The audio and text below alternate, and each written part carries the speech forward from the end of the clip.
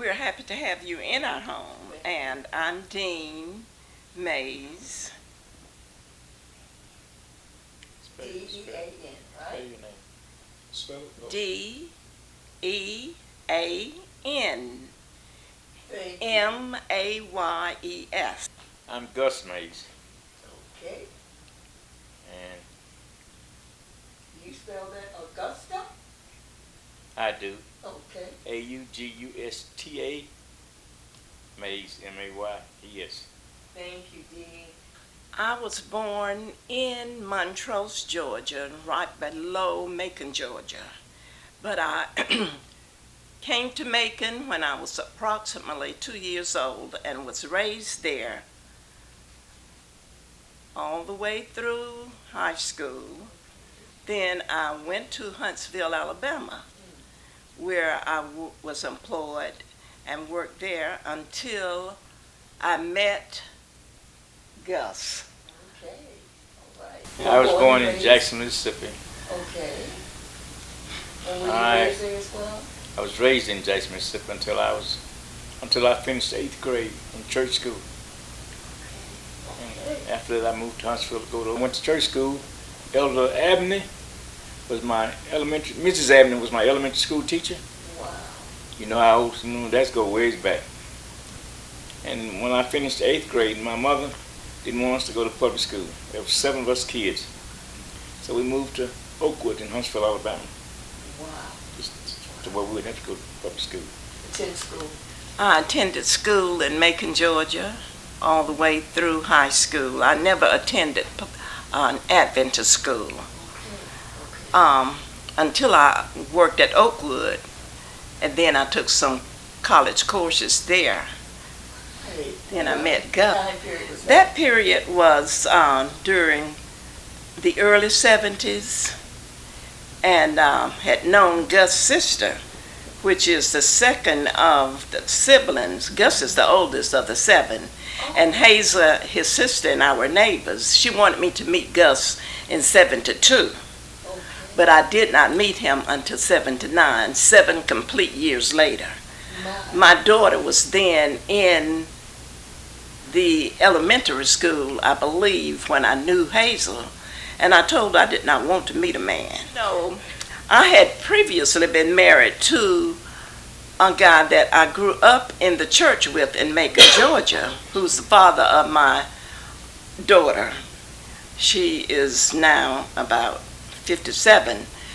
And that's why I told Hazel, after being divorced for 14 years, I had to get that daughter of mine through school, and I just had no interest in men. A lot of people come to Oakwood to meet a man. I came to Oakwood to get rid of men. Yeah, you asked for too much, Shirley. However, there were men there that, approached me, and I just showed no interest. My daughter had met Gus and had seen Gus at Hazel's house, she tells me, earlier, because she babysat for Hazel. And she said Gus would just come and just stand there quietly, as he's known to be very quiet. Mind my own business.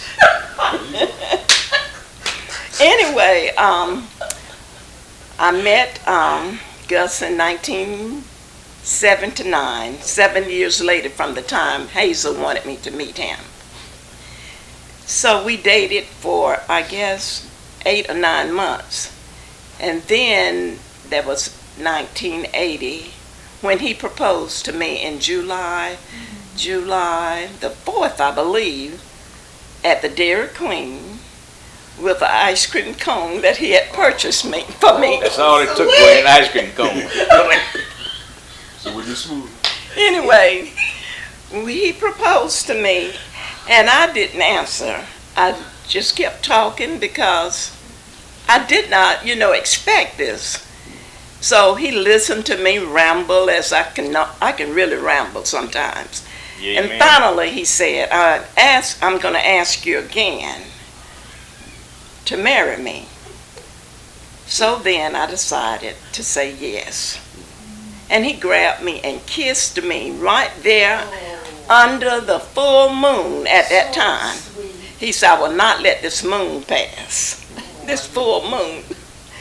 So anyway, we married August 1980, and that's when I first came to Nashville. Gus had lived here in Nashville prior to meeting me because of his first marriage, and he had a 14-year separation span.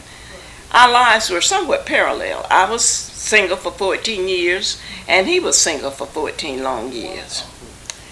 And so I met him there at his mother's home on Christmas Day, 1979, when Hazel called and said, Dean, Gus is here, and why don't you come on and meet him now? Kim was a junior at Oakwood College at the time. So it was a voice that spoke to me at the time and said, it's time. Wow. And so I came over, and we were introduced, and that was it. He said hi, and I said hi. His mother was praying that he would return to the church, but because he had been out of the church, And so the sisters were rooting for me because they did not like the girl that he was dating here in Nashville. Y'all asked for too much. She's been saying she's going to write a book. I guess she's going to tell people. You got the narrative. Oh, Yeah. my goodness. You're going to edit the book, right? Neat So- kids, real big time. We were introduced, and all day long he never said a word. He just came to the room where I was and peeped and peeped and peeped at me all day long. That's what you call I had bait. never They call that bait. There you go. I had never encountered such in my life, because men are the aggressive. Usually they are the aggressive ones. And his sisters were, rooting and telling me, Dean, you got to say something. He's quiet. And I said, well, I climb and carry on. But I am not an aggressive lady. And if he never says a word to me, I will never say a word to him. When Elder Ward came to Macon, then he started churches, in the surrounding areas of Macon. Exactly. Fitzgerald, Dublin, Fort Valley. And as young people, he would load us up and take us to these places, Right. Right. So I know about Fitzgerald. Mary and Gus brought me to Nashville in 1980, August 1980. So this year we will have been married 38 years. Wow. But as going back a little, at his mother's house on the day I met him, he had burned up a whole tank of gas, he tells me later. Because it was a very cold day and he had gone out and turned his car on, but he could not leave to return back home to Nashville. He had been here. How many years had you been here? Oh, I've been there since 73, 74. Okay. Well, anyway, I, kept seeing him coming to the door at his mother's house and peeping at me. And and his sisters, they just fell out. They said, we cannot take this any longer.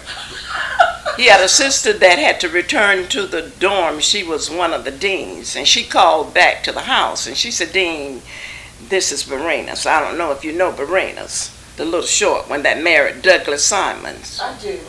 Well, she can go on and on. Dean, you got to this, and you got to do this. And I said, look, Berena's, if he never, I repeated, I said, I'm not saying anything to that man now, because really, I really, was kind of watching him, I've always started with a man's shoes to see if they were neat, That's a good shiny, sign. and clean. That's it. And his shoes were really beat up bad. I said, Lord have mercy. Lord have mercy. That's the way poor folks wear beat up shoes. That's a working man. That's a working man. So then I said, well, told you, let me Shirley. look at his I tried legs. to warn you. So I looked at his legs. I tried to warn you, Shirley. Somebody. Okay, I'm sorry, T. I left the shoes because I said, I can't take the shoes. I went on up to the legs, and he has a slight bow in his legs, and I kind of like a man with a little bow. I said, nice legs. And he had this round stomach, and I never, it was just, but I knew he came from good stock, family oriented. Sure. Mother, wonderful lady, my mother-in-law, Hazel Mays. And all of, my in-laws, my sister-in-laws, had 4 sisters, one is past 9, and 2 brothers.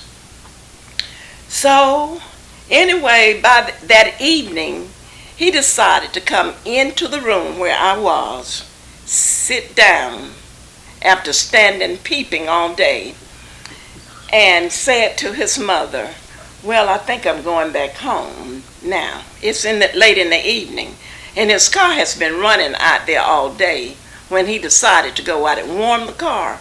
I didn't know anything about this, though, until he told me later. So something said to me, well, you can at least say to him, it was nice to have met you. So I said, Gus, it was nice to have met you. And he said, yes, same here. I said, oh. I don't remember this stuff. I don't remember none of this stuff, y'all. Okay. But she's So, been taping it, see. But he got Yeah, for very years, I've heard it bold. a few He got times. very bold at that time and grabbed my hand. And I said, now the nerve of him. The nerve of him. Having not said anything to me all day and then grabs my hand. And I followed him like a little child. I said, well, Lord, I don't know where I'm going, but this man has my hand, and he led me out of his mother's house.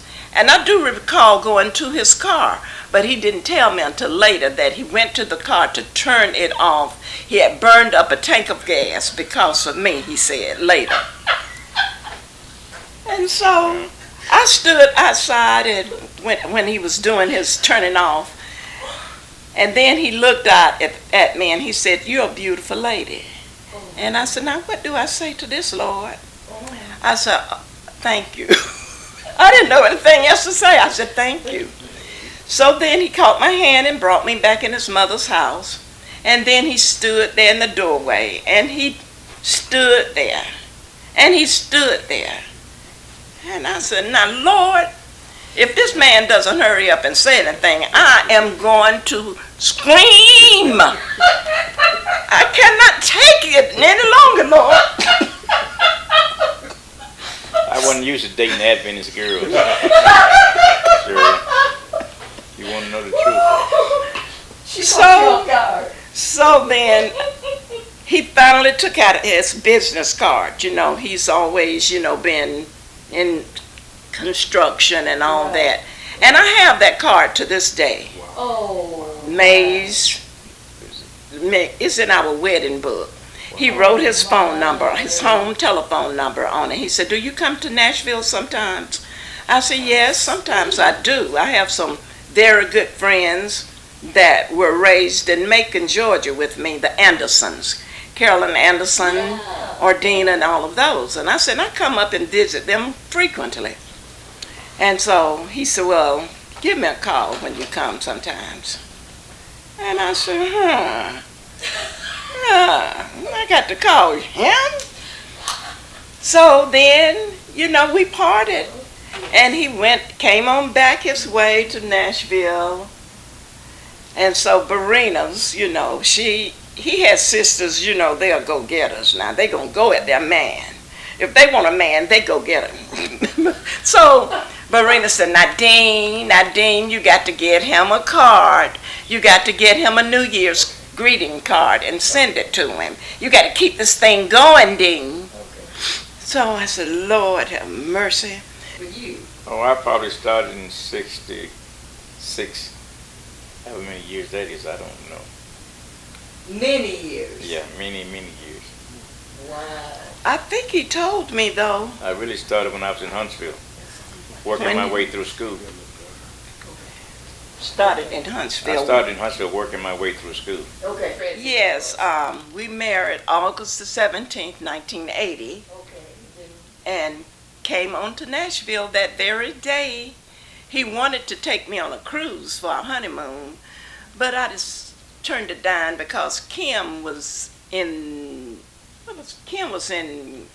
a junior at Oakwood, and I felt, we needed the money to get her on through school, and I was trying to. Your dog. Yes. Okay. And I had heard how frugal he was. His sisters had told me that now he's frugal, but he'll take real good care of you.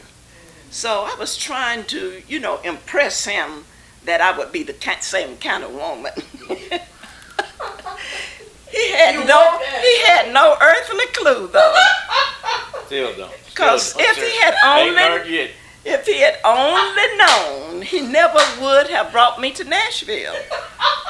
And I had to use reverse psychology on him, so, you just can't put all your aces out there. You just can't do it. So we came here on that, when did we marry? On a Friday? Sunday. Yeah. Married on a Sunday morning at 9:00 a.m. Joseph McCoy performed the ceremony because Joseph McCoy was in school with him, and he said that was the first time he had ever performed a morning wedding and how nice it was, because I'd always said if I were to marry again, I was going to marry in the morning. I said, why wait until all up in the day? You got to take a bath when you get up, so you may as well put your wedding dress on and go on and get married. So that's what, Good idea. and his sisters, why you got to have it so early? We get up early on Sabbath morning. I said, you don't have to come. I said, the two of us are getting married. You don't have to come. I said, just us and the preacher. I said, actually, they pushed for Gus to have a church wedding because he had never had a wedding. And I said, well, I've had a wedding. And I said, I really don't have to have a wedding. We can go in Elder Ward's pastor study and get married. But Gus has never had a marriage. And I said, well, I'm sorry he had to have a broom. What you call those kind of weddings? His reel is not for so long. You Okay. done burn All up right. you done burn up one reel already. Okay. Anyway, we married. I am in this story too, y'all, but I had nothing to say so far. Okay. I had nothing to say so far. Talk now. We got married. He still was quiet, but in fact, I was going to leave him 2 weeks after we got married because he wouldn't talk. His mother was praying. She was a prayer warrior. She was leader of the prayer band down there. And so she was praying, that he would come back into the church. In fact, he started, coming to Huntsville every weekend after he, started dating me. Although he had this other woman up here tugging at him. You don't know. And so I told his mother, I said, now Shirley. What you say, Gus? She don't know. What the mic? Shirley. well, I guess I can eliminate some of this stuff because this really gets what brought me to Riverside. Yeah. Well, I'm trying to figure out why. That was the only, it wasn't the only church. We were The church living. where I knew a few people in. Okay. Okay. And due to the influence of Elder Butler, I came back to the church. Okay. Yeah. Okay. Yeah.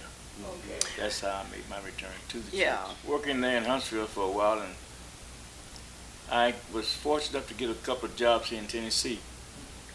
I came here specifically to do a job for Associate Finance Company. And we moved around from city to city doing that work for them, building office buildings. Okay. And after that, I never returned back to Huntsville. I just stayed in the city and found more work here. And it built and built and built. Yeah. And built. It built, but it wasn't all easy. I had some bad experiences with my counterparts, specifically the other race. Okay. It was really difficult for a while there. Okay. And but things finally smoothed out as I kept working and kept trying to do good work, you know. And so Yes, yes. I was able to meet up with some decent people, and we did what we thought was good work. And You did good work. we didn't, I won't say we made a reputation, but we was able to acquire work on a daily basis and build a good reputation. Wonderful. And, I began my government career at Robins Air Force Base right outside of Macon, Georgia. Okay. And then, I went to Oakwood and worked there a while my daughter was in college in order to get the 60% discount, being a single mother. And then I met Gus and married him and came here and reinstated in the Okay. federal government. Okay. And I've worked in several places here. I find Tennessee to be quite different from most government agencies. I don't know if these people, felt they had an edge on the jobs here or what. I felt like they were more prejudiced in this area than any other place. I preferred working at Robins Air Force Base. It was just like a city, a home. And in Atlanta, Georgia, I worked there too, in the federal government for Equal Employment Opportunity Commission, HUD, and just several agencies. Within the government, you can transfer. Right. And if I had not met Gus, I was planning on going on to Washington Okay. and getting a job to travel because I like traveling. You've given us. well, I mean, I enjoyed the Riverside family. They were a diverse group of people, but I really enjoyed, people like the Benson, the Colses, and others. It was just the church was a small church, but it was a nice church to be a member of. And so I really enjoyed my time there with them.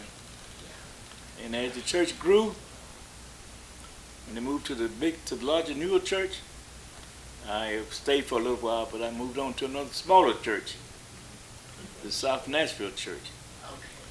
In fact, since moving to South Nashville, I've moved to another church now, which is even smaller than South Nashville, Okay. which is Okay. Chapelsburg, Tennessee. It's Chapelsburg. It's got about no more than 50 members. It's just one family, so. I did enjoy being at Riverside too, very much so. And I just not, I'd sit now and I said, Gus, I can picture that church group. And I say, so many of the people have gone on, passed on. And I said, we're seniors now. I say, it is, I was clerk to Pastor Butler for 15 years. And I just thoroughly enjoyed, serving in that capacity. I believe Miss Celestine Frazier was the clerk when I came. And she recommended me. I don't know why. She just came to me and told me that she felt that I could, carry the work on. She was very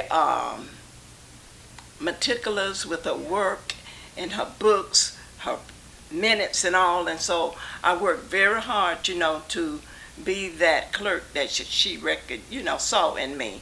And I enjoyed working with Elder Butler, and he was just a fun pastor too, We played rook together. He was a rook person, and he was my rook partner. We could just look at each other and beat them up, But the community of Riverside, I shall never forget. I always will cherish that, opportunity, being a part of the Riverside history. That first love, for that church. I enjoyed Sabbath school, Dr. Dent's class, Mrs. Jenkins, and a few others would kind of get going back and forth, especially Mrs. Jenkins and Dr. Dent at times. It made it very interesting. Yeah. Very interesting. Well, history, is not complete unless you get it from those who have been around. That's right. And, I look at the young children, even in my family, who do not know about the history in my family. And I, am making an effort now to bring some of that history, because the older, it's a picture around here on this wall of my mother's siblings. She was the youngest of 12 children, and she passed in 2013.